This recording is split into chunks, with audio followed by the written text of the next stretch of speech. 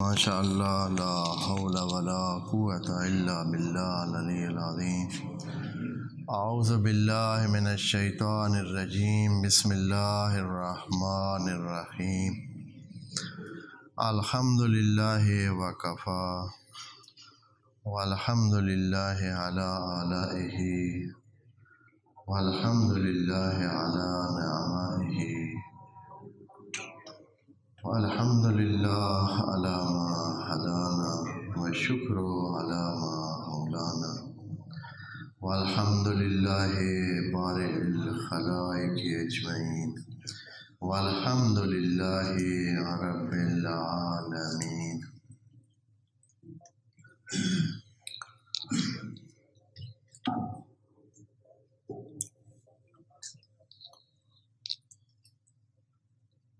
والصلاة والسلام والتحیۃ والاکرام علی سیدنا و سید الانام شفیع ذنوبنا و طبیب قلوبنا مولانا و مولا العالمین رحمۃ للعالمین ابو القاسم محمد اللہم صل علی سیدنا محمد وعلى أهل بيته الطيبين الطاهرين المعصومين المنتخبين المنتجبين المصطفين المقتدين الصالحين والصديقين الطاهرين والمطهرين الخالصين والمخلصين والمخلصين أمراء المؤمنين والمتقين والصالحين وأمناء الله في العالمين وأمناء الله في العالمين سيما بقية الله وحجة الله في العالمين الذين قال الله تبارك وتعالى في حقهم وفي شأنهم إنما يريد الله ليذهب عنكم الرجس أهل البيت ويطهركم تطهيرا۔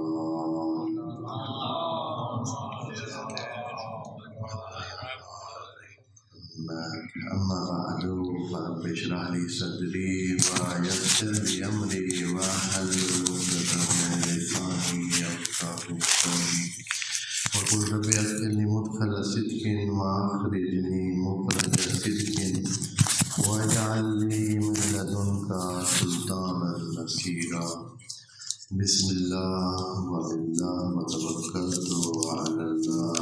قال اللہ تبارک وتعالی فی سورۃ البقرہ، بسم اللہ الرحمن الرحیم، یا ایھا الذین آمنوا انفقوا من طیبات ما کسبتم ومما اخرجنا لکم من الارض ولا تیمموا الخبیث منه تنفقون ولستم بآخذیہ الا ان تغمضوا فیہ واعلموا ان اللہ غنی حمید۔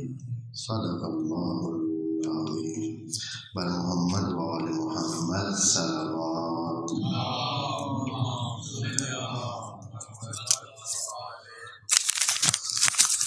چلیے کلام میں دعا کر لیتے ہیں ان مومنین کے لیے جن دعاؤں کے لیے دعا ہے۔ خدا بندہ اس دن کے بدلے، اس دن کے صدقے تمام برکات اس دن میں آنی ہے، ان کے صدقے جن کے نام کا یہ دن ہے ان کے صدقے بار الہ تمام مومنین کی مشکلات رفع فرما، دکھ درد مصیبتیں دور فرما، مومنین کے گھروں میں خیر و برکت نازل فرما، جو مومنین مریض ہیں شفا عاجل نصیب فرما، جن مومنین نے دعاؤں کے لیے کہا ہے ان کی دعاؤں کو برابر فرما، سفر میں موجود مومنین کے سفر بخیر فرما، اور جن مومنین کو حج و زیارت اور عمرے کا شوق ہے ان کے اس شوق کو پورا کرنے کے وسائل فراہم فرما، راستے کی رکاوٹیں، زیارات کے راستے کی رکاوٹوں کو دور فرما، بار الہ امام زمان کے ظہور میں تعجیل فرما، اور ظہور سے پہلے اس مقدس نورانی وجود کو ہم سے خوشنود رہباری فرما۔ دعاؤں کی قبولیت بارے ایک بار محمد صلوات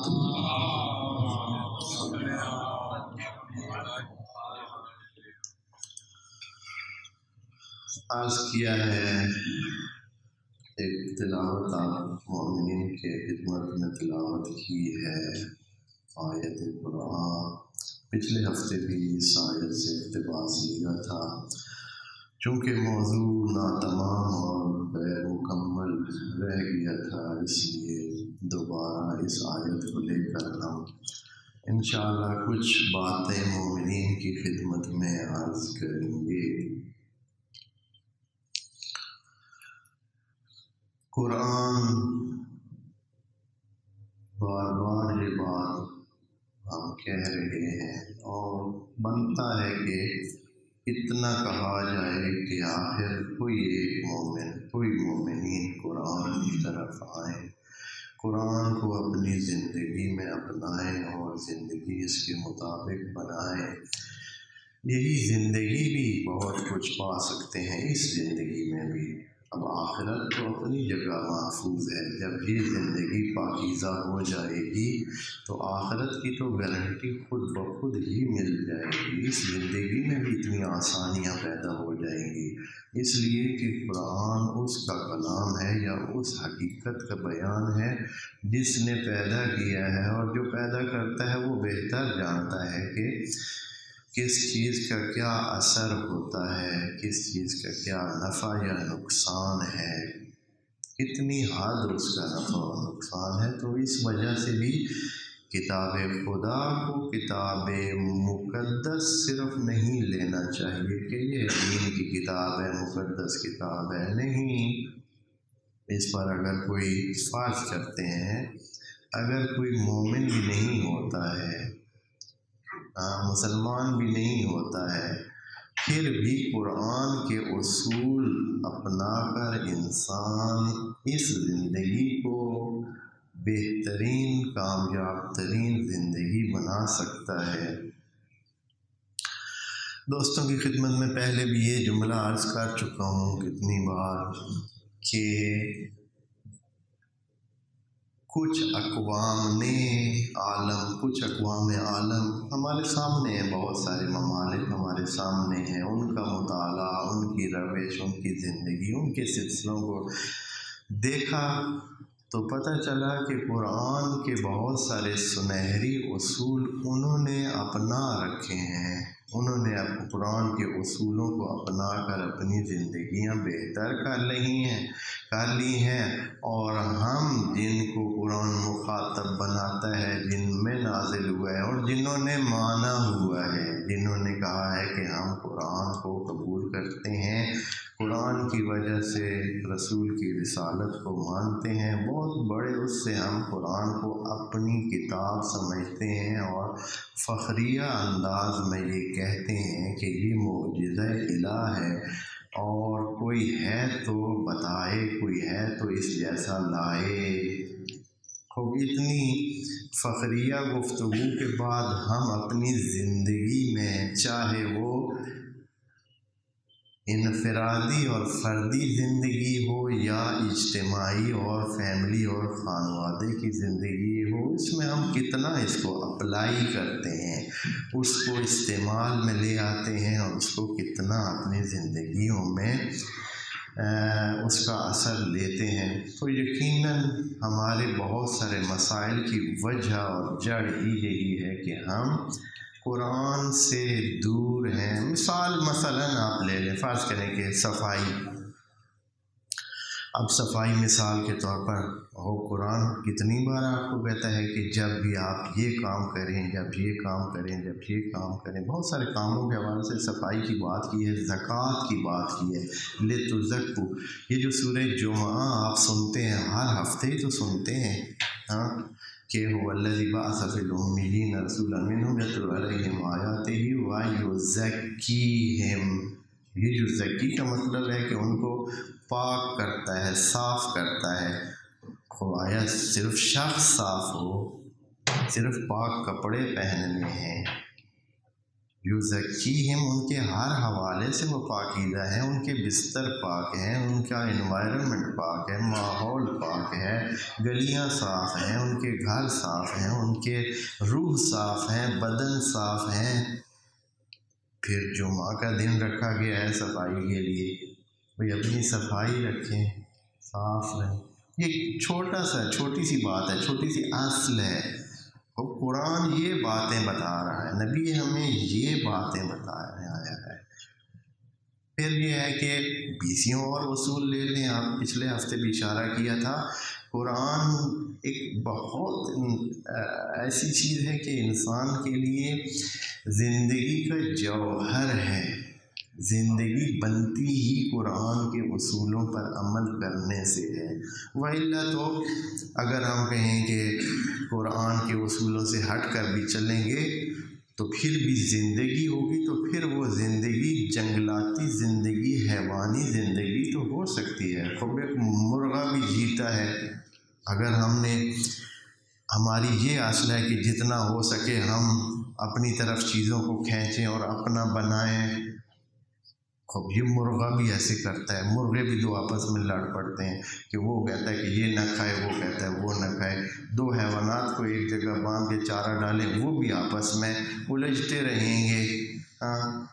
چاہ یہی ہوگی کہ وہ زیادہ کھا لے، اس کی چاہ یہی ہوگی کہ وہ زیادہ کھا لے، بس یہ تو حیوانیت ہے۔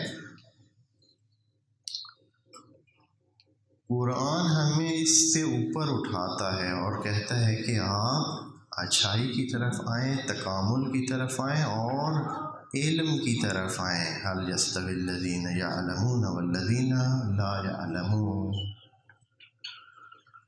اس قرآن میں بہت سارے جو مانے ہوئے آفاقی اصول ہیں ان کی رعایت کی گئی ہے۔ اب یہ سارا مقدمہ میں نے قرآن کا اس لیے عرض کیا ہے کہ ہم اس آفاقی اصول کی بات کرنے لگے ہیں جو پچھلے ہفتے بھی ذکر کیا تھا۔ اس میں پھر دیکھتے ہیں کہ قرآن نے کدھر کدھر اس اصول کو نافذ کر کے اپنے احکام شرعیہ یا اپنے احکام بھی حتیٰ بتائے ہیں، اسی اصول کو بنیاد میں رکھ کر۔ اصول یا اصل جو کہ زرین اصل ہے، سنہری اصل ہے، یا انگلش میں کہتے ہیں گولڈن پرنسپل، یونیورسل یا آفاقی اصل ہے، وہ یہ ہے کہ اپنے لیے جو تو پسند کرتا ہے دوسرے کے لیے بھی وہ پسند کر، جو اپنے لیے پسند نہیں کرتا ہے وہ دوسرے کے لیے بھی پسند نہ کر۔ احبب لغیرک ما تحب لنفسک، دوسرے کے لیے وہی کچھ پسند کر جو اپنے لیے پسند کرتا ہے، اور وکرہ لہو ما تکرہ لہا، اور اس کے لیے اس کو ناپسند کر غیر کے لیے جو تو اپنے لیے ناپسند کرتا ہے۔ اس ضمن میں قرآن نے بہت ساری آیات میں اسی اصل کو محور اور معیار بنا کر اپنی باتیں کی ہیں۔ مثال دیتا ہوں، آپ قرآن سے کچھ مثالیں اس کی پیش کرتا ہوں آپ کی خدمت میں، تاکہ ہم سمجھیں کہ قرآن نے کس طرح ہمیں ان مانی ہوئی عقلانی باتوں کی طرف ریفر کیا ہے۔ اچھا یہ بات بھی بتاؤں کہ سنہری باتوں کا صرف ہونا تو کافی نہیں ہے، سنہری باتیں تو موجود ہیں، مسئلہ ہے قرآن نے ہم سے ان پر عمل کرنے کا چاہا ہے۔ جو چیز مہم ہے وہ یہ ہے کہ ہم ان کو اپنائیں، اپنی زندگی میں استعمال کریں۔ ایک مسئلہ قرآن نے بیان کیا ہے، یہ قسمیں اٹھانے کا۔ جو لوگ بہت قسمیں اٹھاتے ہیں، بعض افراد کی تو عادت ہوتی ہے کہ قسمیں بات بے بات پہ جو ہے وہ قسمیں اٹھاتے ہیں، تو بات اگر غیر سنجیدہ قسموں سے بھی منع کیا گیا ہے کہ نہ اٹھائیں، صرف قسموں کو درمیان میں نہ لائیے، قسموں کو اپنی زبان کا حصہ نہ بنائیں اتنا، کیونکہ قسم ایک سنجیدہ عقد ہے، ایک سنجیدہ معاہدہ ہے، ایک سنجیدہ بات ہے. آپ درمیان میں خدا کو گواہ بناتے ہیں. قسم کا مطلب ہوتا ہے گواہ بنانا، اس لیے کہ قسم اس لیے اٹھائی جاتی ہے کہ آدمی کے پاس اگر کوئی بندگان خدا میں سے یا ویسے کوئی شاہد نہیں ہے تو اپنی کلام میں قسم کا اضافہ کر کے وہ اپنی کلام میں زور بناتا ہے. اپنی کلام کو پرزور اور پر اثر بنانے کے لیے کیا کرتا ہے بندہ؟ ایک قسم ساتھ اٹھاتا ہے تاکہ اس کی کلام میں مدد حاصل ہو جائے اور کلام اس کی پیڑھی ہو جائے. سمجھنے والا، سننے والا اس کلام کو ذرا پیڑھے انداز میں لے. تو قسم تو اس لیے ہوتی ہے. تو قسم ایک مہم بات ہے. اس کو ایسے نہیں کہ ہر جگہ جیسے دل چاہے بھائی اچھا میں قسم اٹھاتا ہوں، اچھا میں قسم، مجھے قسم ہے اس کی اور مجھے قسم ہے اس کی. اس طرح نہیں ہے، یہ ایک سنجیدہ مسئلہ ہے. تو اس باب میں قرآن کی ایک آیت ہے جو باقاعدہ قسم اٹھاتا ہے. ایک بندہ باقاعدہ سنجیدگی کے ساتھ، یہ قسمیں نہیں جو عام طور پر سر بازار اور ہر کلام میں ایسے اٹھائی جاتی ہیں. ان قسموں کی کوئی اہمیت نہیں ہے. خدا کریم یہی فرماتا ہے کہ سورہ مائدہ میں آیت نمبر 99 میں ہے لا یؤاخذکم اللہ باللغو فی ایمانکم ولکن یؤاخذکم بما عقدتم الایمان فکفارتہ اطعام 10 مساکین من اوسط ما تطعمون اہلیکم او کسوتہم. خدا کریم فرماتا ہے کہ یہ جو عام بلا وجہ آپ اتنی قسمیں اٹھاتے ہیں ان کو تو اللہ اگنور کرتا ہے. چلیں کوئی، کیونکہ آپ نے ایک زبان کا لقمہ زبان یا یہ جیسے کہتے ہیں کہ زبان پہ موجود ہے ہر وقت کسی قسم جو بغیر اہمیت کے، جن میں 20 قسمیں اس نے اٹھائی ہیں، ان کی کوئی اہمیت نہیں ہے، نہ ہی اس کو پوچھا جائے گا.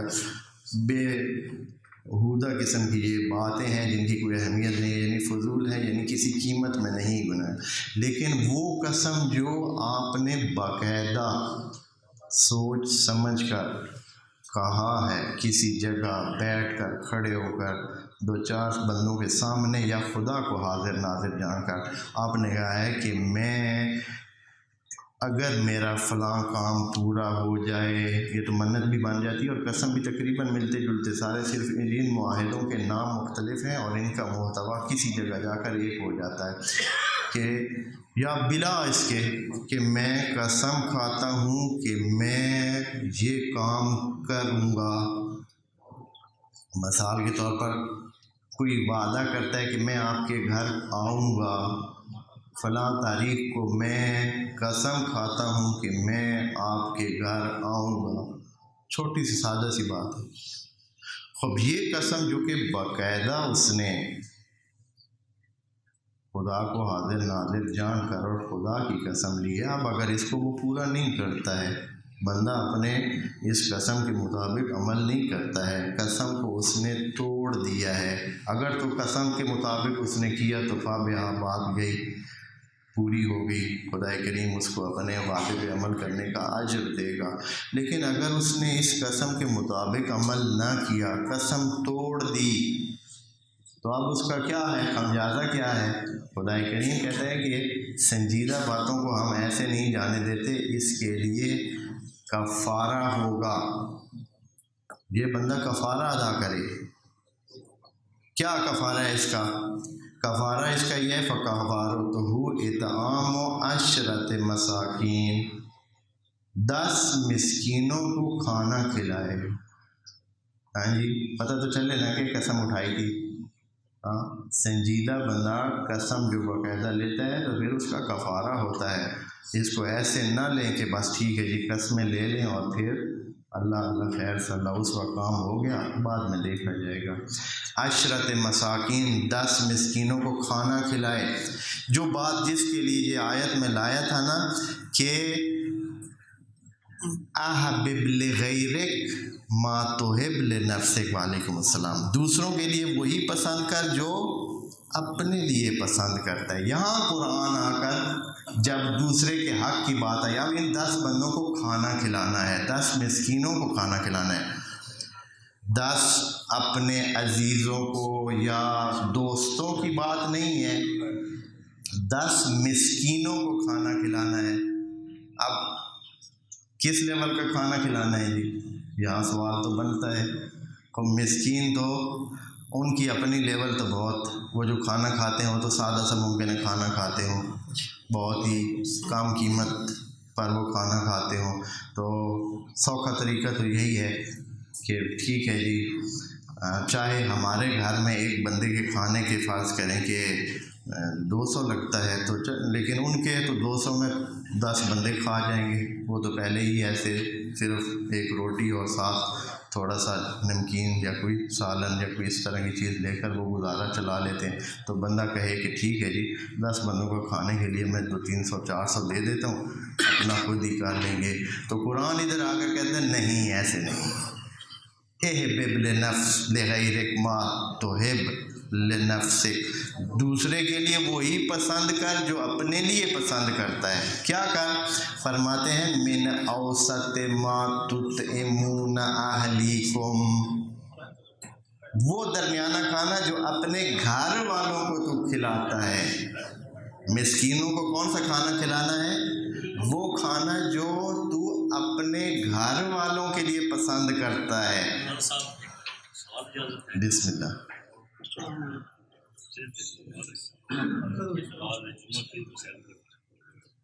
یہ بھی واجب ہے کہ امام اور خطیب ایک ہی شخص ہو۔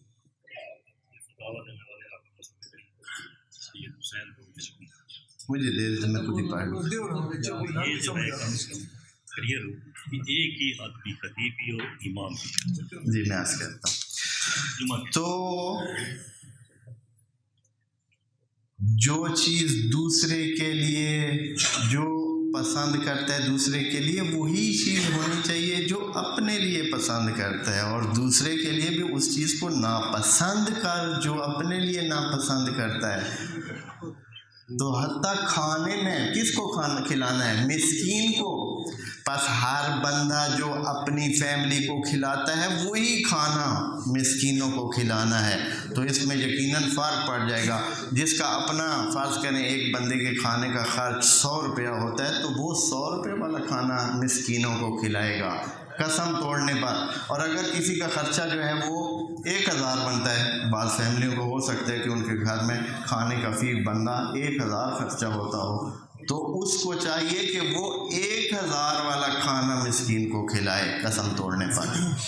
یہ گولڈن اصول ہے، یہ ہے وہ بات۔ اور اس طرح کی قرآن میں نے کتنی آیات ابھی لکھی ہوئی ہیں جن میں یہی اصول اپنایا گیا ہے کہ کیا کرے، دوسروں کے لیے وہی کچھ پسند کریں جو اپنے لیے پسند کرتے ہیں۔ بر محمد و آل محمد صلی اللہ علیہ وسلم۔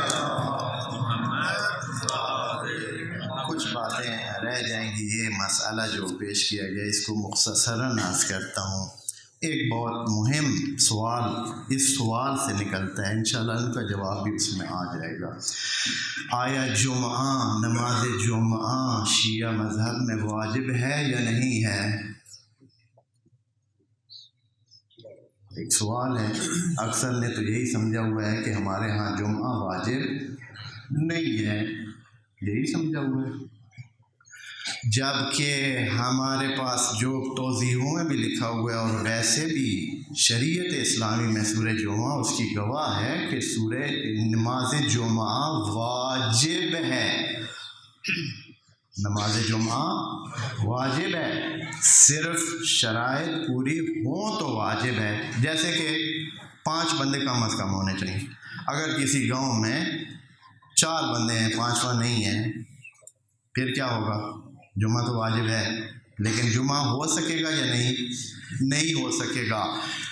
ہماری فقہ میں جمعہ کی شرائط میں یہ ہے کہ جمعہ کا جو خطبہ ہے، جو کہ 2 خطبے بنتے ہیں جمعہ سے پہلے، جو کہ نماز کا حصہ ہیں، بعض مومنین عین خطبے نماز سے پہلے آ کر نماز 2 رکعت پڑھ کے جمعہ اپنا پورا کر لیتے ہیں، ان کا جمعہ مکمل نہیں ہے۔ اگر جمعہ مکمل پڑھنا ہے تو 2 خطبے سنیں، یہ جمعہ کا حصہ ہیں۔ اور اس کی شرط یہ ہے کہ وہ خطبہ کون دے؟ یہاں آ کر مسئلہ تھوڑا سا اور ہو جاتا ہے کہ خطبہ دینے کے لیے شرط ہے کہ یا امام معصوم ہو یا ان کا نمائندہ ہو. پس شرط نہ ہونے کی وجہ سے ہم جمعہ کو ادا نہیں کر سکتے ہیں واجب کے طور پر. یہ نہیں کہ جمعہ واجب نہیں ہے، فقہ جعفریہ میں بھی جمعہ اسی طرح واجب ہے جیسے تمام فقہوں میں جمعہ واجب قرار دیا جاتا ہے. نماز جمعہ تمام فقہوں میں جمعہ واجب قرار دیا، ہماری فقہ میں بھی واجب ہے. صرف مجتہدین نے اگر اجازت دی ہے کہ آپ نماز ظہر اس کی جگہ پڑھ سکتے ہیں، اور یہ واجب تخییری عملاً بن جاتا ہے، جیسے کہ اس بندے کے لیے جہاں اس کی باقی شرائط پوری نہ ہوں، مثلا افراد ہی پورے نہیں ہیں، 5 نہیں ہیں، 4 بندے ہیں، 3 ہیں، وہاں جمعہ کیسے کریں؟ واجب تو ہے لیکن چونکہ شرط پوری نہیں ہے اس لیے جمعہ ادا نہیں کیا جاتا. ہمارے ہاں بھی اس وجہ سے کہ اب شرائط وہ پوری نہیں ہے تو مجتہدین نے اس طرح کہا ہے. البتہ وہ افراد جو ولایت فقیہ کے قائل ہو جائیں اور مان لیں اور ان کے پاس دلائل کافی ہوں، ولی فقیہ کو نمائندہ معصوم سمجھیں کہ وہ امام کا باقاعدہ اسی طرح ہی نمائندہ ہے جیسے امام کے زمانے حضور میں ہوتے تھے، اس صورت میں اس شخص پر بھی جمعہ واجب ہو جائے گا اگر وہ فقیہ امام جمعہ متعین کرتے ہیں، جیسے کہ بعض بلاد اسلامی میں اس طرح کی صورتحال ہے. پس شرائط سمجھنی چاہیے اور انشاءاللہ مجھے امید ہے کہ ان کا جواب اس میں آ گیا ہوگا. وعلی محمد وعلی محمد صلی اللہ علیہ وسلم. ایک چھوٹا سا مسئلہ اور بھی اب مسئلہ ہے تو آج کر دوں بہت مختصر انداز میں.